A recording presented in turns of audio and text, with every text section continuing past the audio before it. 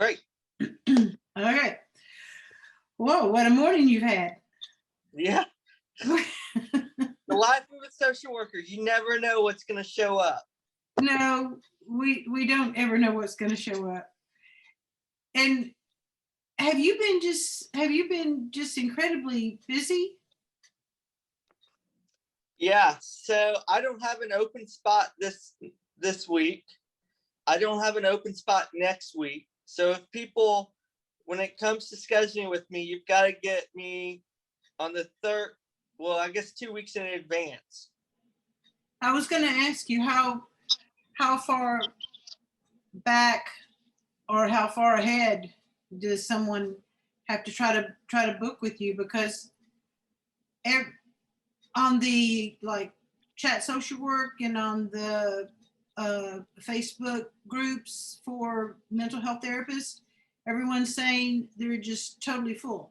And I've been full for almost 3 years now. So I haven't been able to take new clients for a long time.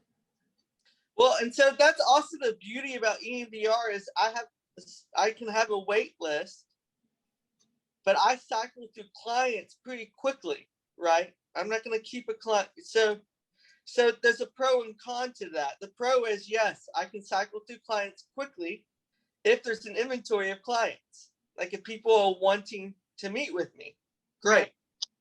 But the downside is if there aren't clients out there that need help or want to work with me, then I can also have not so many clients fairly quickly.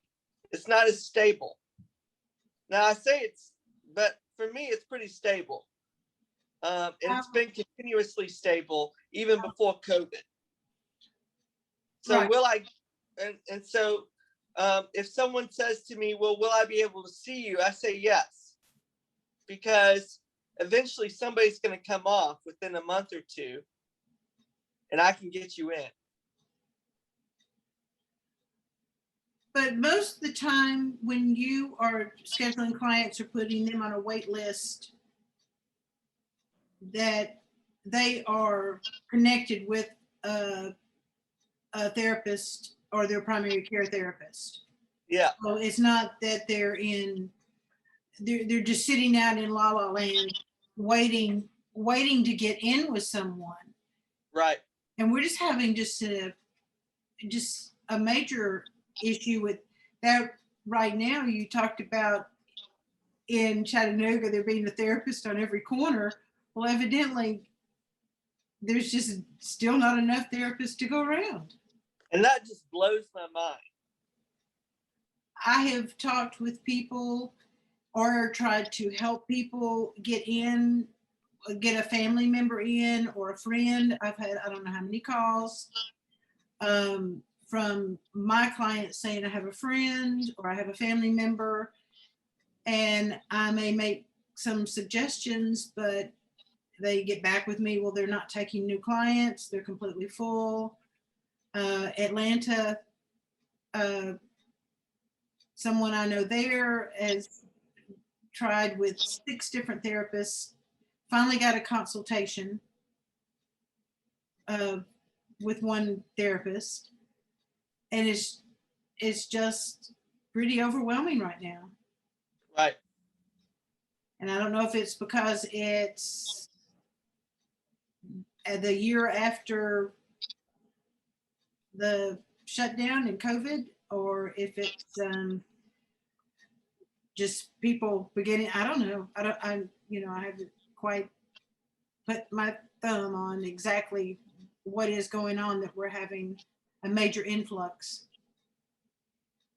Yeah, it's on. I don't think it's going to get. I don't think there's going to be a shortage anytime soon. Of the need for people to get in to see therapists, yeah. Right. So, and I've had people call me that may, have been very stable, and we may keep in touch, but they haven't had the need to schedule regular sessions. And I've had people call me from anywhere from 1 to 5 years back, asking, can we start scheduling appointments again? And so I do try to keep that some time available for previous clients because I can't take any new clients, Yeah. and try to get those worked in. But it's like, I was going to kind of semi-retire, but I don't think that that's going to happen anytime soon. It, it seems like I'm just as busy as I ever was. Yeah. So with all this going on, and I started thinking about it a lot. I've been thinking about a lot over the past since we last talked a couple of weeks ago. What what kind of things can we offer to people while they're waiting to find and get in with a therapist? And also, I did want to state, and I had talked with you about it, and we weren't recording at the time, but the purpose for doing this and us getting together is, one, I love the fact that we're getting together because it's good for me, and it's good for us to be able to communicate and just talk to each other about what goes on in our therapeutic world that we can't always talk to a lot of other people about. But it's not the doing this and recording these sessions and recording our talks with each other is not for the purpose of becoming entertainers or trying to become famous, because I don't know about you, I'm very content at doing what I do, but it worries me when it concerns me, I'll put it that way. It concerns me when people call and they really need help, or their friend really needs help, or their family member needs help. And I have to start scrambling around to try to find even people just to give them some names and numbers, hoping that they can maybe make contact and get in to see that therapist. So, and thankfully, I have a list of referrals that I can send people out to, and then I can even call the therapist for them. And then I have another therapist that I work really close, and she has a list of all the referrals of people that she trusts. And we talked about that before, that's what you have developed, and I have let that kind of thing,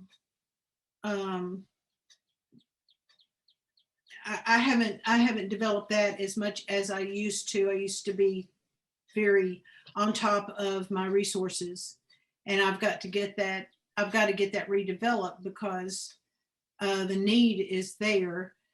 And one of the reasons I wanted to start recording our conversations and to get this information out is so that we can offer educational information to people and kind of give them some tips on just how things are, why they're feeling the way that they're feeling, or do they really have the need to get into therapy? And most of the time that's a big yes, if they're even thinking about it.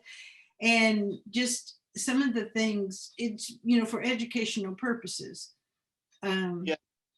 But I was thinking about, so I sent you, when I sent you the Zoom title, I was like, what can I do until I find a therapist? Because that's what I'm dealing with over the past, it's really been over the past month of people trying very, very hard and diligently to try to get in with a therapist.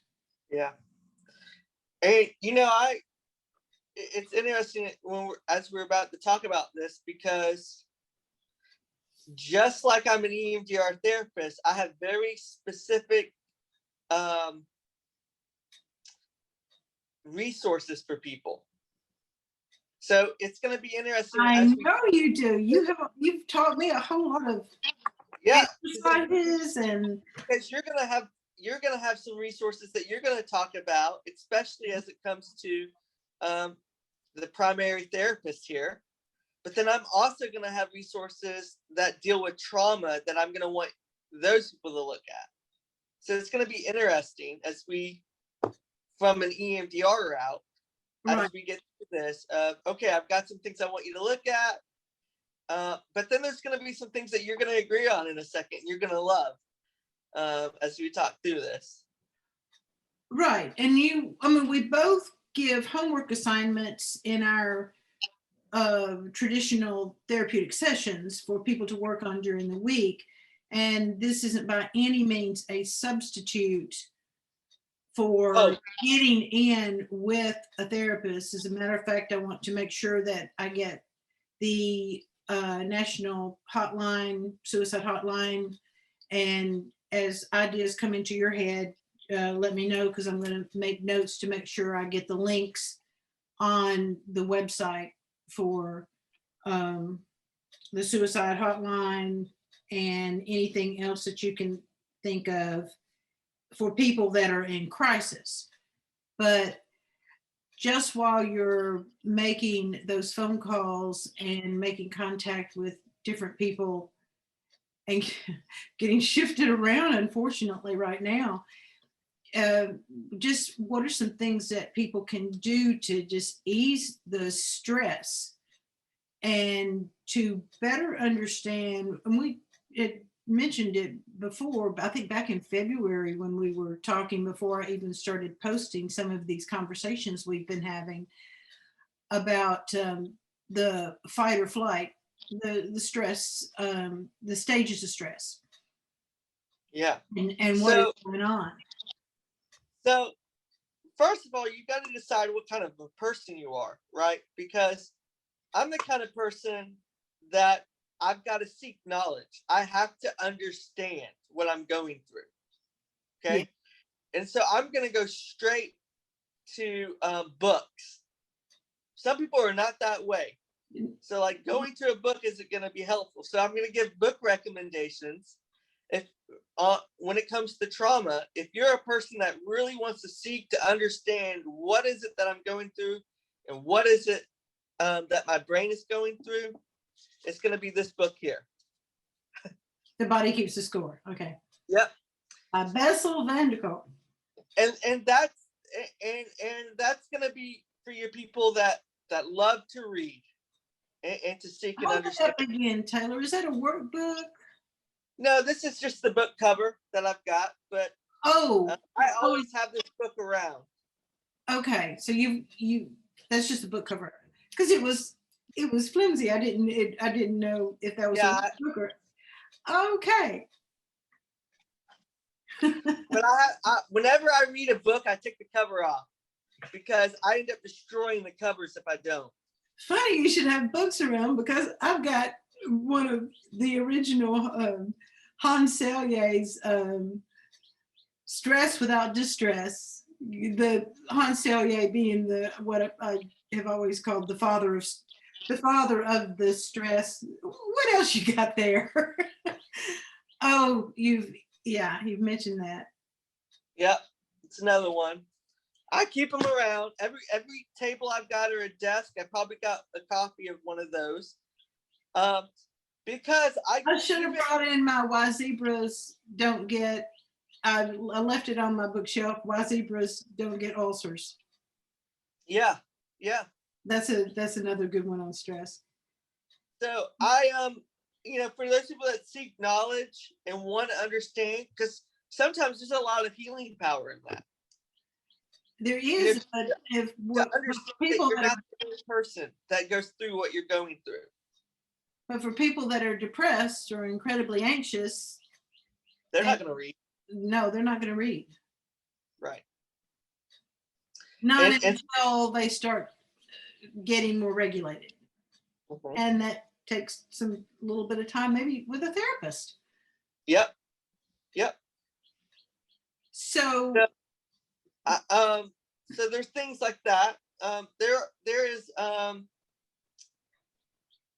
it's hit or miss, but there are websites like BetterHelp, or it's like these new telehealth websites that are available. Are you familiar with any of those? I haven't. I've not used any of them, but you have to be a licensed clinician to do it. And it's cheap. It's affordable. Some of them will take insurance, some of them don't, but it will connect you with the therapist. Okay. And I always say that that's good for short term. I can't guarantee that the therapist is going to work out with you. Well, for the interim of while you're waiting. For while you're waiting, it might be helpful. There's a few. There's BetterHelp. Is it BetterHelp or Health? It's BetterHelp. So H- BetterHelp.com. HELP. Yep. Okay. And then there's Talkspace. TALSPACE. I've heard of Talkspace. And both of those require, you can't, if you go on there, you will see a licensed clinician from your state. Okay. And you can choose to see somebody within the hour. That's going to cost a little bit more. But you can also choose to schedule somebody within the week. Okay. So you do have some familiarity with only because I get constant emails from these people that are like, we need clinicians. Please sign up. Oh, so that's how contract as a clinician. I get a ton of emails. As soon as I became licensed, boom, I still get them. Okay, so you're getting recruitment emails to become one of the therapists for these online formats. Right, constant. Okay. And that's because on Psychology Today, honestly. These recruitment websites, they go into Psychology Today and they find my profile and they're going to call me. I'll get calls, I'll get emails from their marketing team, everything. I get a lot of that from LinkedIn, but but I don't get direct emails because I've pretty much filtered that out to where that doesn't happen. Yeah. So what do you tell people? What do you want to finish what you were saying? I was just saying it's a good interim. If you can't get in with the therapist that you actually want, then BetterHelp and Talkspace is a good alternative. So while you're searching, and if you think of any others, let me know and I will post those suggestions along with the suicide hotline for anybody in crisis. But let's say someone's called you, you've got them on a waiting list, and they are just really super anxious. And they're not necessarily with a therapist. They're not being referred by one of your therapist referrals. What do you do for that person that's really having a rough time, and what can they do before they actually get into your office? So I'm going to also gauge at where they're at. How big of a crisis is it? If it's a crisis, obviously, I'm going to want them to go to the hospital. So you're going to do the intervention, some type of intervention. It's only going to take a quick 15 minutes. Okay. Right. Now, I will be honest. Usually, by the time they get to me, I don't get a lot of that. Right. Like, usually it's been filtered out by another therapist. But anyway, so I'll just do a quick check to see how things are going. So it's not standard that people are calling you in crisis you and I both would refer them to a crisis hotline. Yeah, yeah. If And I that were the also, case. I may offer, again, another book that's got a lot of resources to it, especially if they're seeking EMDR. There's a book called Getting Past Your Past. Okay. And that's by Francine Shapiro. And she is the person who developed EMDR from the beginning. Okay. And I say just flip through the page. You don't have to read it. You just flip through the pages and there will be exercises that you can do. Well, that's what I wanted to get into in terms of ways that people that are not in crisis, they are under a lot of stress. They've been under a lot of stress. They're not sleeping, eating. They're finding that they're tired a lot, or they're having their activities of daily living just are plodding through those, trying to get one foot in front of the other. And they're needing to talk to someone, and they're needing to get established with someone that they can talk to on a regular basis. And what are some things that we can offer for them to do, just be able to, yeah, feel a little bit better, have some sense of calming and regulation. So I'm gonna send you a link Okay. after this. But this resource I call is 4 elements, and I don't have time. I can't get through it all with you because it will take us 30 minutes to do it. Okay, but it is a resource that I use with all my clients, and it doesn't take any special. Resource is called 4 elements. It's called 4 elements. The first resource. I've heard that. Yep, I've done it with you in your office, I think. Okay, so once I get back into it. The first thing they do is earth, and it's all about grounding. Oh, yes, okay, or, yeah. I think That was fun. I enjoyed that, yes. Yeah, and then air, that's all about breathing, noticing the breath. Water, that's all about noticing the water in your mouth. And there's specific ways that we go through that.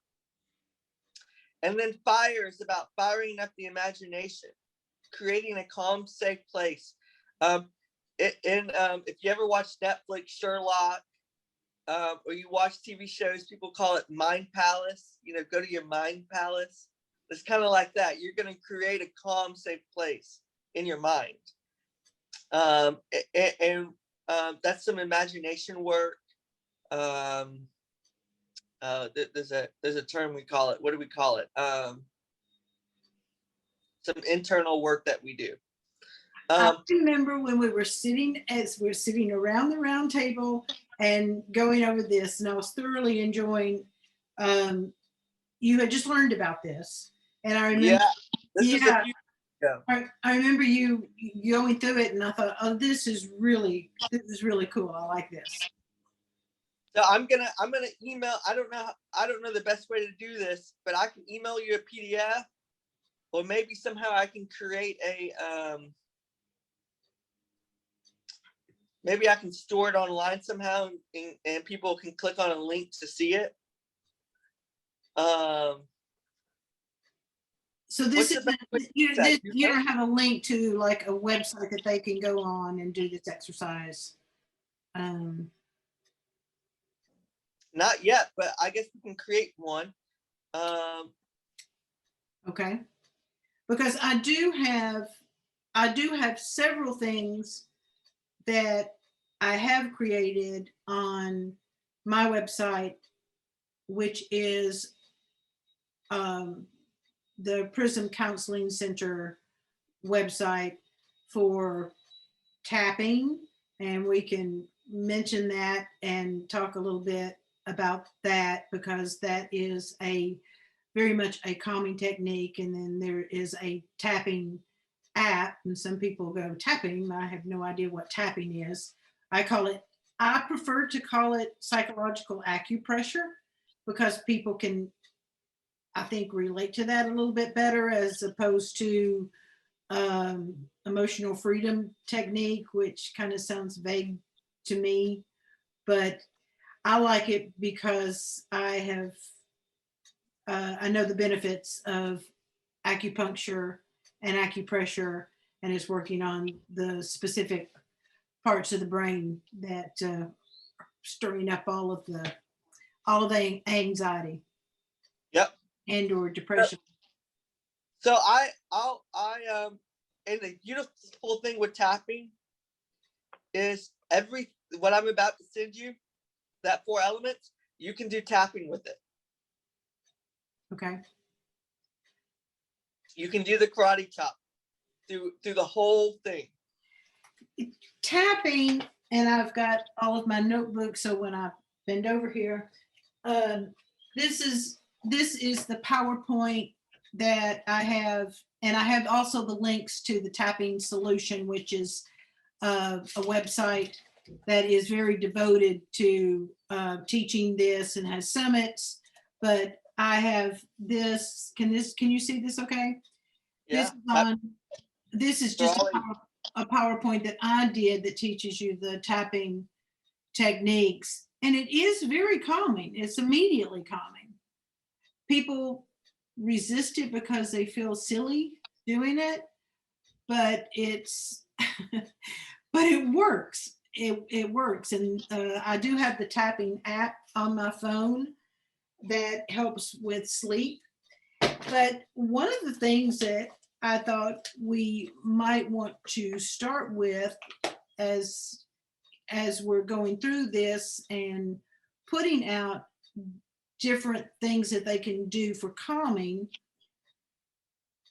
is to understand a little bit about why they're feeling the way they're feeling, like why all of a sudden am I needing to see a therapist, or I don't feel like I have total control over my life, or I'm feeling depressed, I'm feeling anxious, or just feeling really out of sorts if you don't have those psychological names attached to it.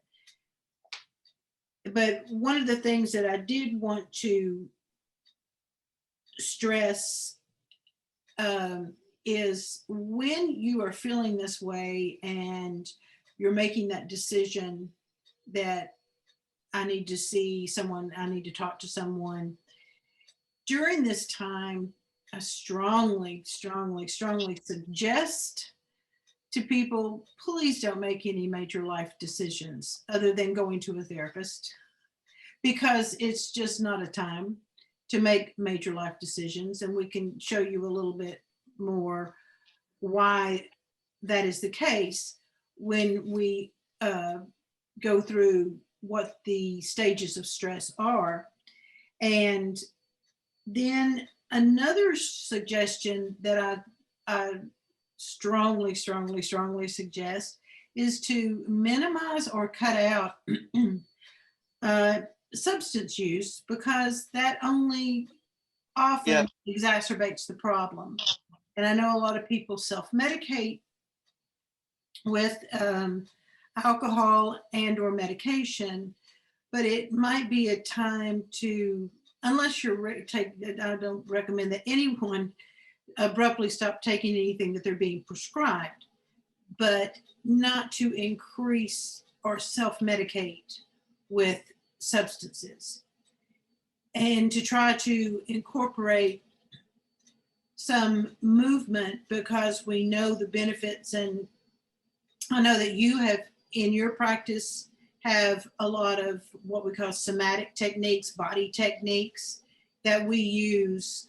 And I definitely incorporate a lot of body techniques, and I've been using them all my life. I don't ask my clients to do anything that I am not doing myself or haven't utilized myself, and have found, I try it out first. I try it out first before I make any recommendations. Agreed. So I've been I used to be a avid long-term runner, and now I'm a walker. I call myself an official social walker, because I say hello to all the dogs and the cats and the people that own them, and have gotten to know a lot of people that way. But that I also call them my sanity walks, because it burns off a lot of the residue that is caused by stress. Yep. So you had mentioned the fight or flight aspects when we were talking a good while back, and I just kind of wanted to look at what basically is and going on, and also on my Prism, and I have links to Taylor's site. I have links to my regular counseling website on the YouTube channel. But I have the fight or the stress management, Leap 4 stress management, that goes through my little cricket. It's a short PowerPoint as well. But the first stage, what happens to me in the alarm stage? And the fascinating thing is, we get information, and the front of the brain becomes aware of what's going on, and the brain becomes active. Mm-hmm. And then the bodily reaction, breathing increases, heart rate increases, sweating increases to cool the body. Quick energy is released to the extremities, to the hands, feet, for running or for fighting. And the liver releases sugar, cholesterol, and fatty acids. And there's a lot more things that are going on with the body. So you can imagine the body is just going, and it's having a lot of physical reactions to stressors, and also the identification of stressors. They can be positive and negative, but the body reacts the same. You can win. Did I talk about the brain and Daniel Siegel's Flipping the Lid? About what goes on when trauma shows up? No, not yet. You haven't. Okay, so let me talk about that then. Okay. Okay. So this is my hand, right? And let's believe that this is the brain. Okay, so if I turn the brain, okay, and this is your prefrontal cortex right here. Okay, so right here, front of the brain. Okay. Okay. Now inside the brain, in the middle of it, is this little guy we call the limbic system. Predominantly, we've got the amygdala right here. Okay. Okay. So and as I reach over, and we're going to close the brain again, prefrontal cortex, open the brain, amygdala. Okay. Now on the back of the brain, right here, that is our brain stem. Okay, so the back brain stem. That's going to be that little pink part. This is the brain stem, and in the middle, that little red part where the yellow is right here, and the brown, gray, tannish prefrontal cortex. Okay. So oftentimes when trauma happens, or let's say you get in a car wreck, or the tiger's jumping out at you. And this is in the tapping PowerPoint that I have on my counseling website. Perfect. And this is the area that he's talking about. Yeah. So what happens? Now let's go just with your hand demonstrations. They can look this up. Yeah. Now what happens is when trauma happens, when you're in a stressful event, your brain does this. Whoop. And this guy takes control. Now notice that this is flipped up. That means no executive function is going on. Okay. Executive function. Explain executive function. That's responsible for the math homework that you're doing, or the piece of art that you're doing, or logical, even, rational thinking and carrying out tasks. Yes. being able to speak the words that are coming out of my mouth. Executive functioning is taking over right now. It's responsible for language. Oftentimes, a person in trauma can't talk about the experience because they don't have the verbal capacity to do it, because executive functioning is not working. We don't need it to work when trauma is occurring. Right.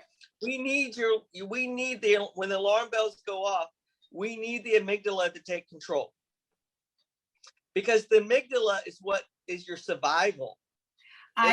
You know what I call the amygdala, and will explain why. I've given her the name Ms. Amy Godala. Okay. And she really shouts it out. Yeah. And she says, danger, danger, danger. And she's going to act. And she's going to tell you, put up those fists. Or she'll say, hey, put on those running shoes. Or, hey, we're stuck. Or run barefooted. We're stuck. We don't know what to do. We're going to freeze, because when you're doing those three things, what's the body doing? When pain hits you, it's not going to hurt as much.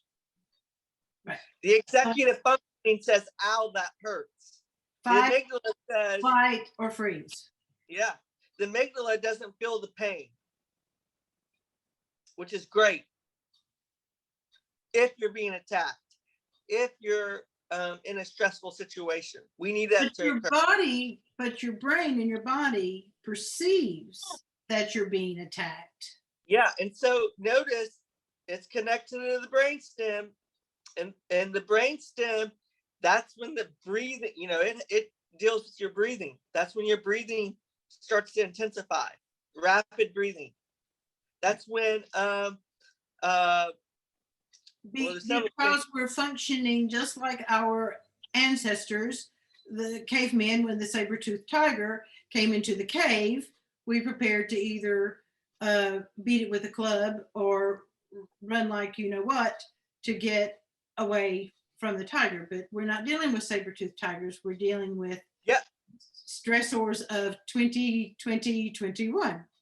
So that's the key. That's the crazy part about it, is sometimes when trauma happens and your lid is flipped, sometimes that switch stays on. Yeah. And it even flips when it doesn't need to. It flips when, let's give an example. What's an example of something that's not a trigger? Let's think of a trigger that happens. So every time you see a car, your amygdala takes control. Because I had a 9-year-old child that and at a toddler age was involved in some type of accident regarding a garbage truck. So every time she saw blue. Every time she saw blue. Garbage truck. Yeah, blue. Boom. Yeah. Hit it. Amygdala takes control. And we don't want that. That's not fair.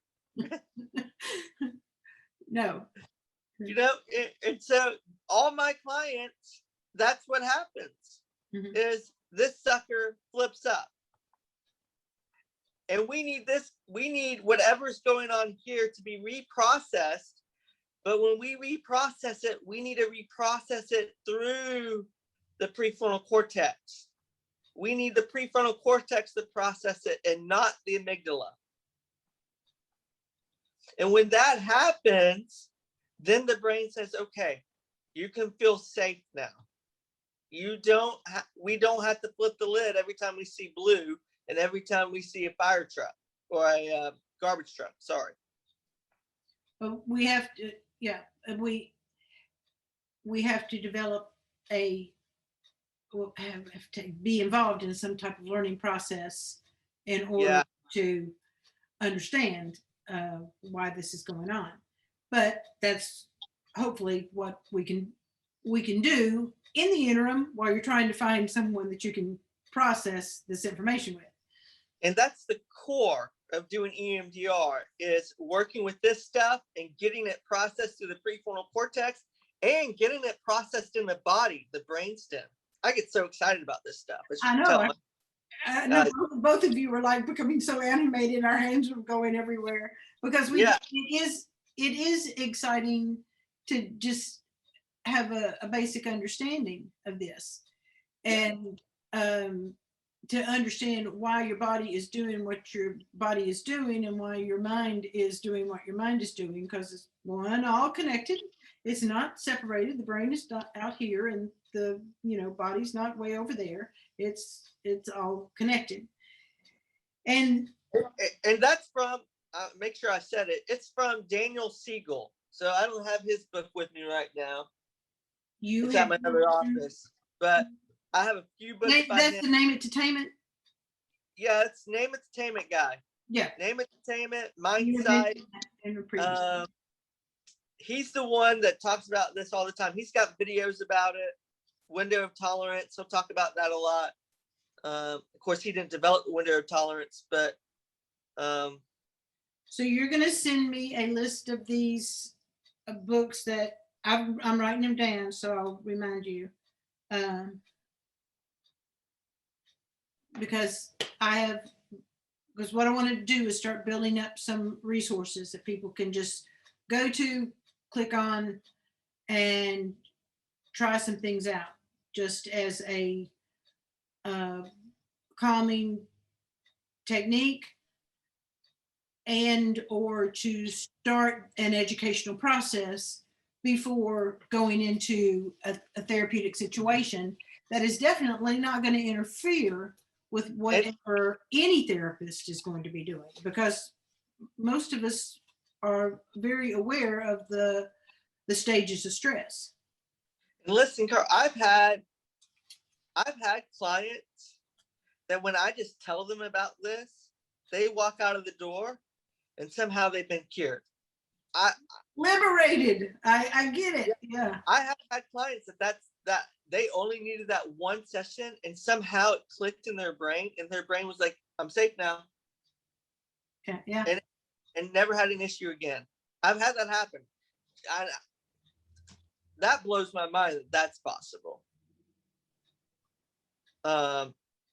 So we talk about waiting lists. I've had a client come into my office and they wanted me for 10 sessions, and then I sit with them for one session and they walk out and they're like, I'm good. And never have another trigger show up. Just by talking to them about a hand model.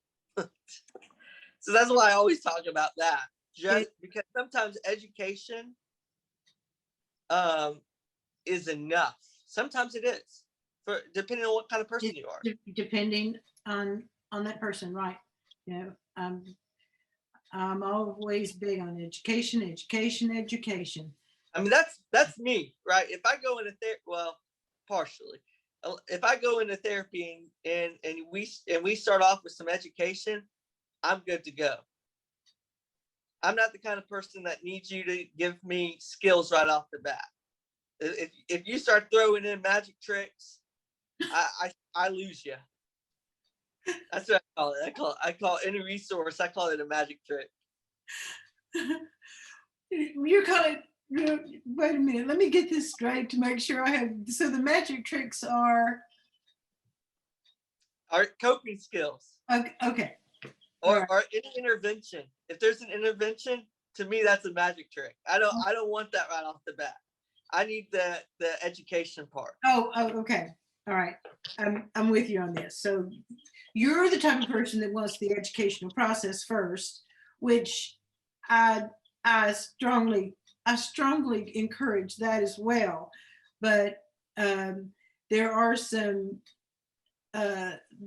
people that when they are in the process of the educational process, I mean that word, while they're in that educational process, need some just gentle calming. I've got a buddy. Well, I got a buddy. You walk into his office and the first thing he does is follow the finger. And I can't do that. But I mean, and he does it and it's fine. He does it in a safe way. And he's just trying to get you acclimated at the very beginning with EMDR. But I can't do it. That's the magic trick. Don't do the magic trick to me yet. Everybody has such, so not only do the people coming in for therapy have their different styles of learning and different ways that they prefer, but every therapist has their different styles of the way they use techniques. So Taylor is not going to start off with any major magic tricks. No, I'm not. He's going to get some education. I do have clients that come in and they say, I don't care how it works, just do it. You know, and I have to take a little back step with people need relief right now. They need relief badly. Yes. Right. And I have to say, I'm sorry, but there's nothing that I can do to fix it right off the bat. I'm not going to fix it. Like, it's all on you. You're in this with me. Right. And yeah. So for those people that have had a lot of action in terms of you've gotten this bad news or you've experienced this illness or death of family members, death of friends, you've gone through just, it seems like one traumatic or bad news event after another.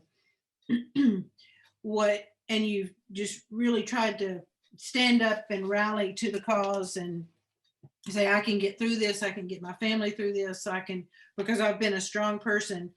But you are beginning to kind of, you're getting tired. You're getting extremely tired. So the next stage is called the resistance phase or stage, which is where a lot of people have been.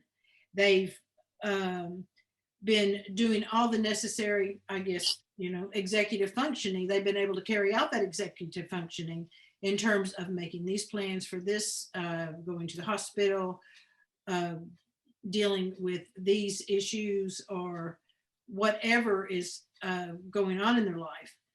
And they've been able to carry out their executive functioning activities of daily living, keeping the family or the group together. And it's just becoming a strain on the mind and the body. And yep. This is where the mind and the body together, remember, it's all connected, become extremely tired. And what we're seeing now is people getting to the point where they've had the alarm stage, the resistance stage, they've been, fighting it, they've been working it, they've been putting a lot of effort into dealing with it, and then they just find they are exhausted. They're asleep, they're waking up every 2 or 3 hours, the Pandora's box is opening with all kinds of ideas swimming around in the head. Appetite is either wanting to eat everything in sight or not eat anything at all. Just too tired. Maybe they were on an exercise program of regular walking or running or going to the gym. Nobody feels like doing that anymore. It's like, I don't know, not, just want to sleep, or I just want to, because I can't sleep, or I want to sleep too much. And you maybe start getting sick, maybe start getting cold, stomach bugs. It may not be major illnesses, just your body's just breaking down. And you're just extremely tired. And this is when you've hit the exhaustion phase, where, and there's a nice little graph in the PowerPoint that people can go look at to see exactly what goes on there. But that also begins to start affecting that part of the brain, the limbic system of the brain that we were talking about, where you really start getting the negative talk of, no one likes me, I am a loser, I can't, I tried to pull us out of this, we can't get it done. Hey, you can, if you as the client can figure that out, you've already done half the battle. If you're able to notice that talk that you just did, those negative, crappy, messy thoughts about yourself. And that's coming from who? What are those messages coming from? They're coming from the client. No, I know that, but the part of the brain. It's coming from the amygdala a lot of the time. Miss Amygdala. She's I call her the little brat, but I have another word. I have another word I use for her sometimes. Yeah. But here's the crazy thing about it is a lot of times those messages were developed to keep you safe in some way. They were, yes. And but when you get to exhaustion phase, they become an incredible nuisance. Yeah, and you've done something. When I say you, the client, you've done something in your life with that message. You've combated it in some way, or you've developed a tool to deal with it, or it has become the tool. I call it the answer. Right. So in moments, and I'm not being a coping mechanism that you've developed. Yeah. In moments where I feel stupid, and I'm not going to notice it, but somewhere in my brain, in that uncomfortable situation of "you're stupid, Taylor," when that shows up in my brain, again, I don't notice it. I do something in terms of a behavior to counteract that thought. I do something. I've developed an answer. You use a defense. You have your defense mechanisms that you develop. Yeah, most of the time you're going to see me maybe on my phone and I'm looking something up, because I got to be right. Okay. Or and so that's. Or you might see me going for a walk. Yeah. Yeah. Or something shows up, and a lot of times it's when I do that, it actually becomes very disconnecting. And when I begin to notice it and become aware of it and choose something else, then that experience becomes connecting. And we're gonna get more into this because it's obvious that we both get incredibly excited about this.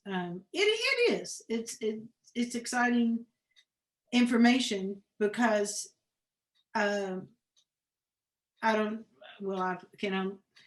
know for me it has brought me a long way through life.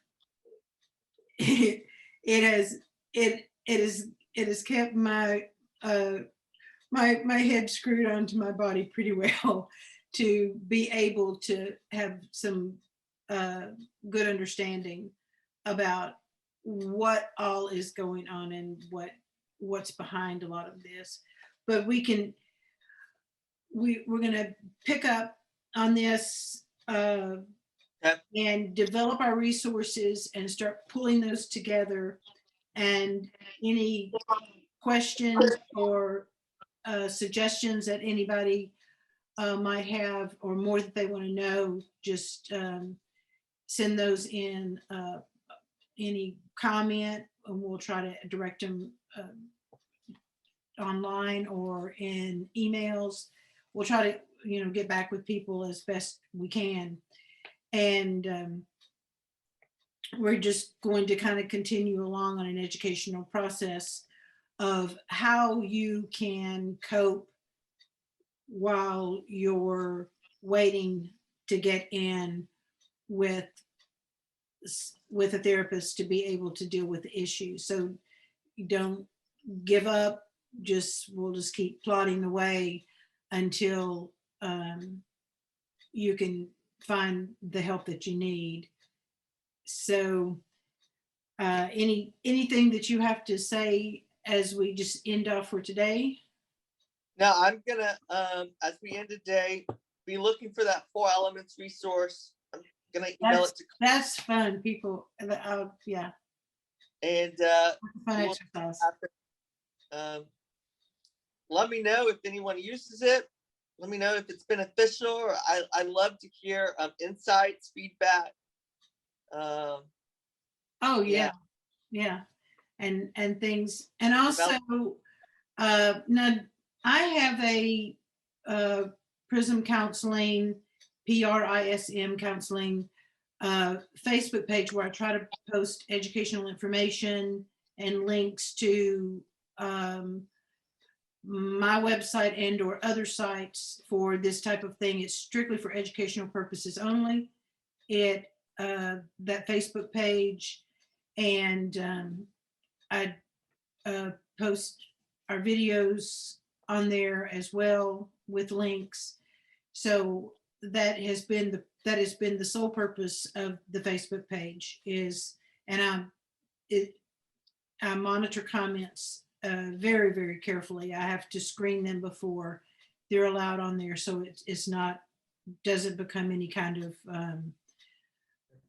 alternative messaging kind of format. It's strictly for educational and improvement, and other suggestions that people might have. So I appreciate that. I'd hate it to be YouTube bombed or Zoom bombed. I'm not going to do it. I mean, we are not looking for fame and fortune. We are looking, but because neither of us are needing to increase our business at this point in time. It's just a matter of concern for people out there that are needing guidance, and whatever we can do to provide that. That's just the purpose.